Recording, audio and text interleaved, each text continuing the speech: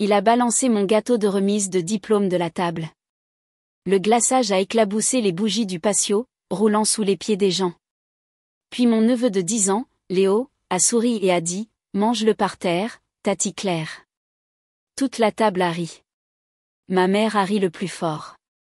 Je suis restée là, le couteau toujours à la main, me demandant comment l'amour pouvait sonner si cruellement. Je n'ai pas dit un mot, je suis juste partie tandis que leur rire me suivait dans l'obscurité. Cette nuit-là, le SMS de maman a illuminé mon téléphone. Nous avons choisi de rompre tout contact. Reste loin pour toujours. Ma sœur, Amandine, a aimé le message. J'ai tapé une seule ligne en retour.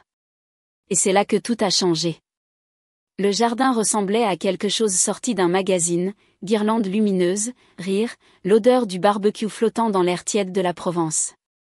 De l'extérieur, c'était le rassemblement familial parfait. Mais en me tenant là, avec une assiette en carton à la main, je pouvais le sentir, la fine couche de tension dont personne ne parlait. Ma mère, Christine, flottait d'un invité à l'autre, arborant ce sourire poli d'hôtesse. Ma sœur, Amandine, était assise au centre de la foule, rayonnante dans une nouvelle robe fleurie. Son fils, Léo, perché fièrement à côté d'elle, absorbait toute l'attention qui n'avait jamais été la mienne. « Racontez-nous le voyage à Biarritz », a lancé quelqu'un. Amandine a ri, rejetant ses cheveux en arrière. « Oh, c'était incroyable. Maman a insisté pour qu'on reste une semaine de plus. » Maman a hoché la tête, feignant l'humilité. Eh bien, il travaille dur. Il le mérite. J'ai souri comme on le fait quand on sait qu'on est censé le faire. Personne n'a demandé comment allait ma vie à Lyon. Personne n'a demandé des nouvelles de ma licence.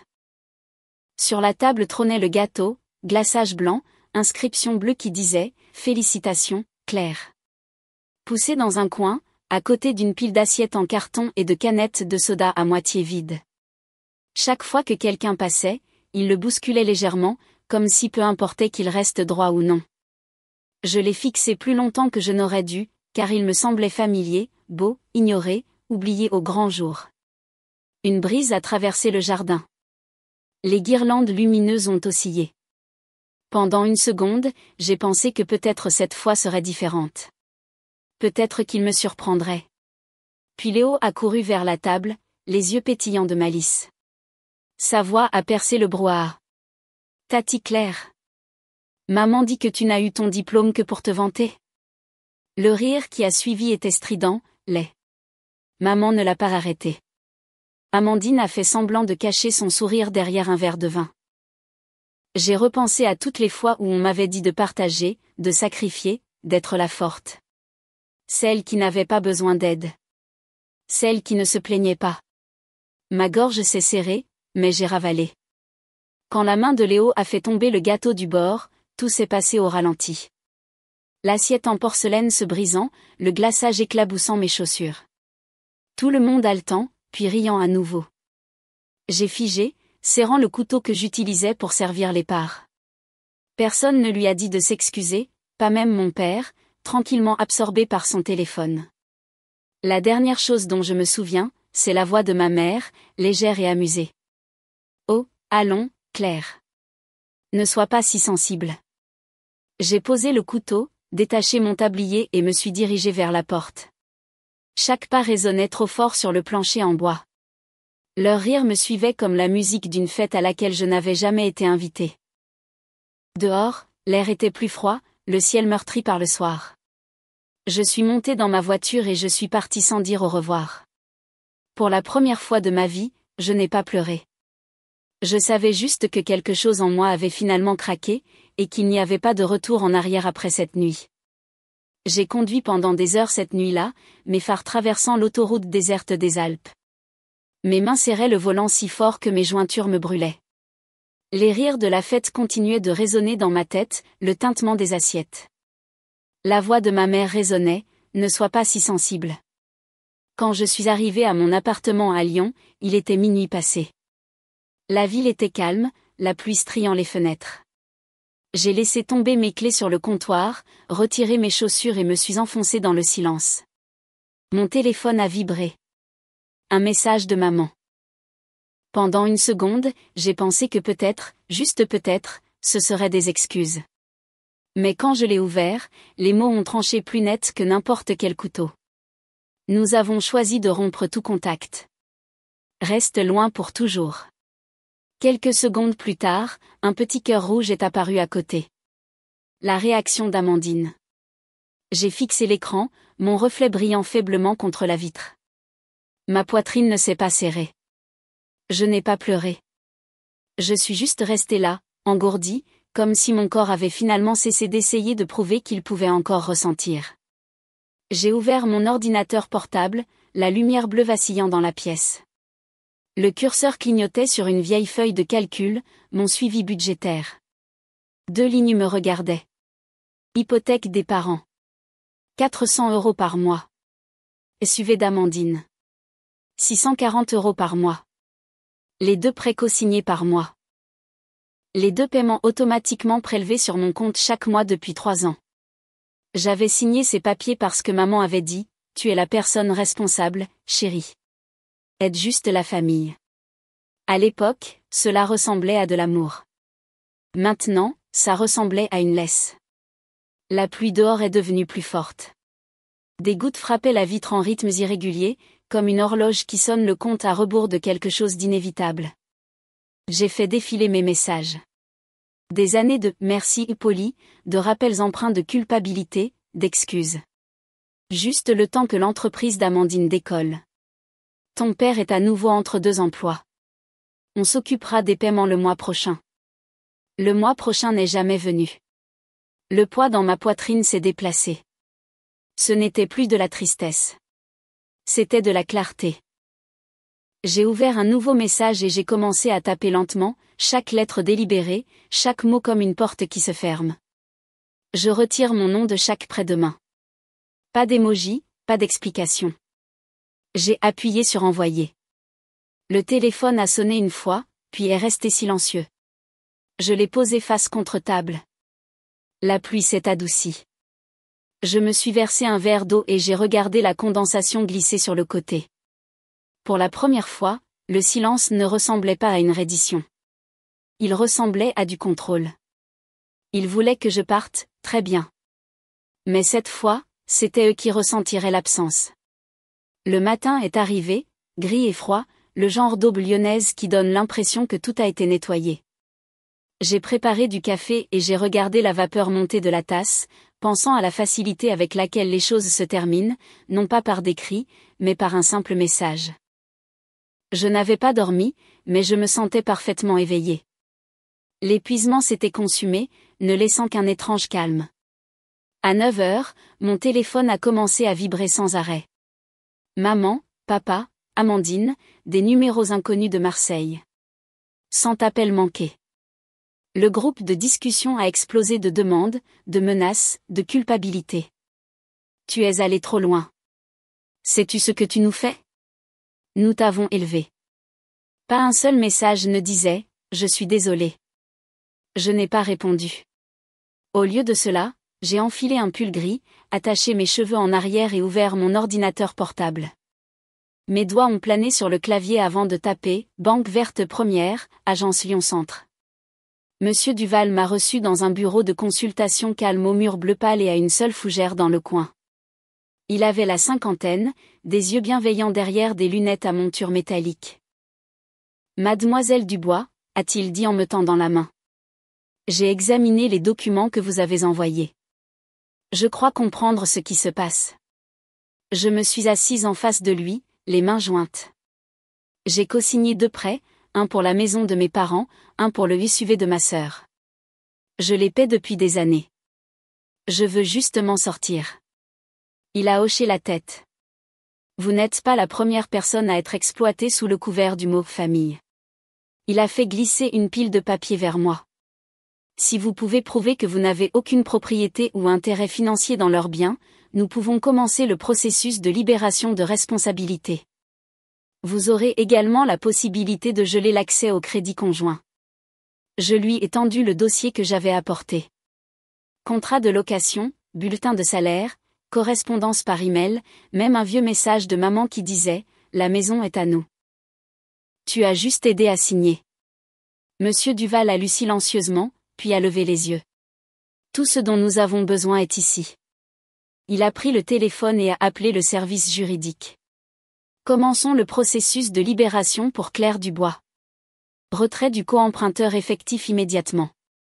Le bruit de son stylo qui cliquait était faible, mais pour moi, il a eu l'effet d'un séisme. Mes mains tremblaient en signant. Chaque signature était comme couper une autre corde invisible qui m'avait lié pendant des années. Quand il a estampillé la dernière page, le bruit sourd a résonné dans la pièce. Il m'a regardé gentiment. Vous avez fait la bonne chose, mademoiselle Dubois. Parfois, se protéger est le seul moyen d'apprendre aux autres à vous respecter. Dehors, le vent mordait mes joues, mais ma poitrine était plus légère qu'elle ne l'avait été depuis des années. Je me suis arrêtée dans un café du coin. Lorsque la barista m'a tendu un cappuccino, elle a souri. Bonne journée. J'ai rencontré son regard et j'ai dit quelque chose que je n'avais pas pu dire et penser depuis des années. Oui. Ce soir-là, alors que je cuisinais des pâtes dans ma petite cuisine, mon téléphone a vibré à nouveau. Cette fois, le groupe de discussion familiale brillait à l'écran. Comment oses-tu ruiner notre crédit? Tu es sans cœur. Tu vas le regretter. J'ai tapé une seule ligne calme. J'ai juste arrêté de payer pour des gens qui ont ri quand mon gâteau est tombé par terre. Puis j'ai appuyé sur envoyer et j'ai posé le téléphone. Le silence qui a suivi n'était pas vide. C'était la liberté. 3 jours se sont écoulés avant que les coups ne retentissent. C'était sec, en colère, incessant. Chaque coup faisait vibrer les minces murs de mon appartement lyonnais. Je me suis figé en plein pas, la casserole de pâtes bouillantes sifflant derrière moi. Mon estomac s'est tordu d'une froide certitude avant même que je ne vérifie l'interphone vidéo. Sur l'écran se tenaient ma mère et Amandine. 2 visages que je connaissais par cœur, maintenant déformés par la fureur. Les lèvres de maman étaient serrées en une ligne dure. Les bras croisés comme si elle se préparait à me faire la leçon. Les yeux d'Amandine étaient grands, injectés de sang, son masque tombant lâchement autour de son cou. Claire. La voix de maman a percé la porte, aiguë et tremblante. Ouvre cette porte tout de suite. Nous devons parler. Que as-tu fait avec la banque? Je n'ai pas bougé. La caméra du couloir les montrait se déplaçant d'un pied sur l'autre, regardant nerveusement autour d'eux tandis que les voisins jetaient un coup d'œil. La voix d'Amandine est devenue stridente, désespérée. Tu as tout ruiné. La banque a gelé nos comptes. Le crédit de maman est parti. Ma voiture est sur le point d'être saisie. Tu trouves ça drôle? Drôle. Les mots ont piqué, non pas à cause de ce qu'elle disait, mais parce que c'est ainsi qu'il m'avait traité toute ma vie. Comme une blague. Comme la forte qui n'avait pas le droit d'avoir des sentiments. J'ai pris une lente inspiration, stabilisé ma voix et allumé l'enregistreur vocal de mon téléphone. Police nationale, ai-je chuchoté dans l'application 17. 2 personnes sont devant mon appartement, crient et refusent de partir. Je voudrais signaler une intrusion. Vous les connaissez? A demandé la régulatrice. Oui, ai-je dit doucement, les yeux toujours fixés sur l'écran. Ce sont ma famille, mais aujourd'hui ce sont juste des gens qui violent mes limites. Dehors, les coups sont devenus plus forts. La main d'Amandine a claqué contre la porte. Claire, tu détruis cette famille. Tu penses que nous couper te rend forte. Tu es égoïste, sans cœur. La voix de maman s'est brisée, moitié rage, moitié panique. Nous sommes tes parents. On ne traite pas sa famille comme des ennemis. 10 minutes plus tard, des lumières rouges et bleues clignotantes peignaient la rue en bas. 2 agents de police sont apparus dans le cadre, un homme, une femme, calme, professionnel. Ils se sont d'abord approchés de ma mère. J'ai regardé à travers l'interphone maman se précipiter vers eux, pointant furieusement ma porte. C'est ma fille. Elle a détruit nos finances. Nous voulons juste lui parler. La voix d'Amandine s'est brisée en sanglots. Elle a failli me faire perdre ma voiture. Mon fiancé menace de me quitter à cause de son crédit. Elle est sans cœur. L'agent masculin a levé une main doucement. Madame, c'est une propriété privée.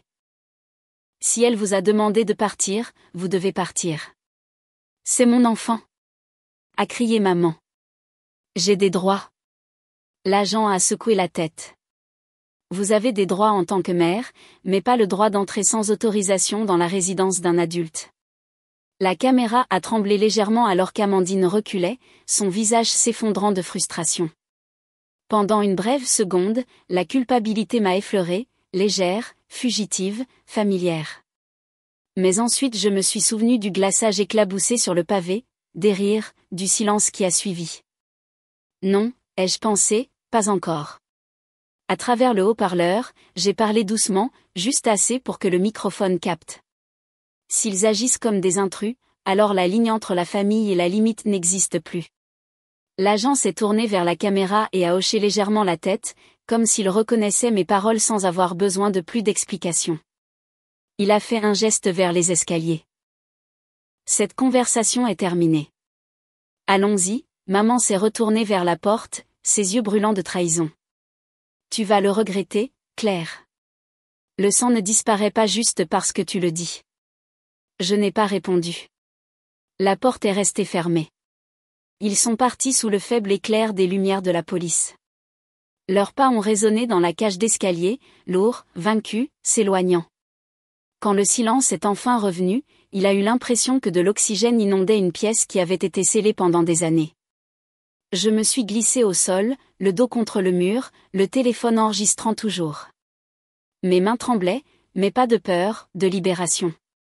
L'audio continuait de diffuser leur voix, les supplications, la colère. J'ai enregistré le fichier et je l'ai nommé « Limite ». 17 avril 2025. Cette nuit-là, je me suis tenue près de la fenêtre, regardant la ville respirer sous moi. Les voitures glissaient, les phares traçant des traînées sur l'asphalte mouillé. Quelque part en bas, des gens riaient, commandaient du café, vivaient leur vie. Et dans cet appartement tranquille, une famille venait de se désintégrer sans un seul cri. Le lendemain matin, ma boîte de réception s'est remplie à nouveau, cette fois de messages inattendus. Un post Facebook de maman. Grande lettre, texte en gras. Parfois, l'enfant en qui on a le plus confiance vous trahit le pire. Claire a volé ses parents et a ruiné notre crédit. Certaines personnes n'apprennent jamais la gratitude. En dessous, il y avait des dizaines de commentaires d'anciens voisins, de parents, même de personnes dont je me souvenais à peine. Si ingrate. Pauvre Christine après tout ce qu'elle a fait. Et puis un qui a tourné le couteau dans la plaie. J'ai entendu dire qu'elle avait utilisé l'argent de ses parents pour acheter cet appartement à Lyon. J'ai fixé l'écran. L'ancienne moi aurait paniqué, écrit de longues explications, supplié les gens de me croire, mais maintenant je me suis juste contentée de respirer.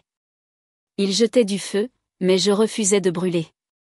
Au lieu de cela, j'ai ouvert un nouvel email, court, mesuré, professionnel. Objet, clarification. Affaires personnelles. Bonjour à l'équipe. Si vous voyez des rumeurs me concernant en ligne, veuillez les ignorer. Certaines personnes combattent les limites avec des mensonges. Je vais bien et j'apprécie votre professionnalisme et votre discrétion. Claire. Puis j'ai fermé mon ordinateur portable. La vérité n'a pas besoin de cris. Elle n'a besoin que de temps. 3 jours plus tard, une enveloppe est arrivée à mon bureau. L'en-tête disait « Banque verte première ». À l'intérieur se trouvait un document signé par Monsieur Duval. Cette lettre confirme que mademoiselle Claire Dubois a été entièrement libérée de toutes les responsabilités concernant l'hypothèque conjointe et le prêt véhicule sous les noms de Christine et Amandine Dubois. Le sceau gaufré doré en bas brillait sous la lumière. Mes doigts ont effleuré le papier, traçant la courbe de ma signature, le moment où tout a changé. Ce n'était pas une vengeance. C'était la justice. Ce soir-là, le post Facebook a disparu. Peut-être que quelqu'un a dit la vérité à maman. Peut-être que la banque a appelé pour vérifier. Je m'en fichais. Les dégâts n'avaient plus d'importance parce que j'avais cessé de vivre pour leur approbation. Pourtant, mon téléphone a vibré à nouveau. Un message d'un numéro que je n'avais pas enregistré depuis des mois. Tu vas le payer, Claire. Tu penses avoir gagné ? J'ai souri faiblement. Gagner n'était pas le but. La liberté l'était. Je me suis tenue près de la fenêtre, la ligne d'horizon de Lyon s'étendant comme une carte de seconde chance. L'air sentait le café et la pluie, vif et propre. Pour la première fois, je me suis sentie libérée. Parfois le silence n'est pas une faiblesse. C'est le son du pouvoir qui parle enfin pour lui-même. Les semaines ont passé et le bruit s'est finalement éteint. Plus d'appels tard le soir. Plus de chuchotements sur Facebook. Le silence qui m'avait autrefois terrifié ressemblait maintenant à la paix. Je me suis concentrée sur mon travail chez Pulse Tech Verte, terminant un projet qui m'a valu une discrète promotion. Lydia, notre PDG, a dit lors d'une réunion, « Claire, vous dirigez avec constance. Les gens vous font confiance. » C'était la première fois que quelqu'un me disait ces mots sans une once d'obligation. À la maison, la vie a trouvé son rythme, yoga au lever du soleil, soupe mijotant le soir. Rire avec des amis qui me voyaient, pas ce que je pouvais offrir. Élise a apporté des fleurs. Un week-end, Marc m'a taquiné à propos du cactus sur mon rebord de fenêtre, disant « Il te ressemble, calme, mais ne touche pas », puis un matin, j'ai reçu une photo de Monsieur Duval, mon document de libération encadré dans le bureau de conformité de la banque. Nous l'utilisons comme exemple de protection des limites, disait son message. J'ai souri, sirotant un café près de la fenêtre. Pour une fois, je n'étais pas le filet de sécurité de quelqu'un ou une colonne vertébrale silencieuse. J'étais juste claire, entière, libre, m'appartenant enfin. 1 an plus tard, mon téléphone s'est illuminé avec un seul message d'Amandine. Je suis désolée pour tout. Pas d'excuses, pas d'explications, juste 6 mots silencieux. Je l'ai fixé un moment, puis j'ai posé le téléphone sans répondre. Le pardon, ai-je réalisé, ne signifie pas toujours rouvrir la porte. Parfois, c'est la fermer doucement et s'éloigner en paix. Dehors, le Rhône scintillait sous la lumière du soir, calme et infini. J'ai respiré l'air lyonnais, frais et vivant, et j'ai murmuré « Bienvenue à la maison, Claire ». Si vous avez déjà dû couper les ponts pour vous retrouver, vous n'êtes pas seul. Partagez votre histoire ci-dessous et abonnez-vous pour la suite.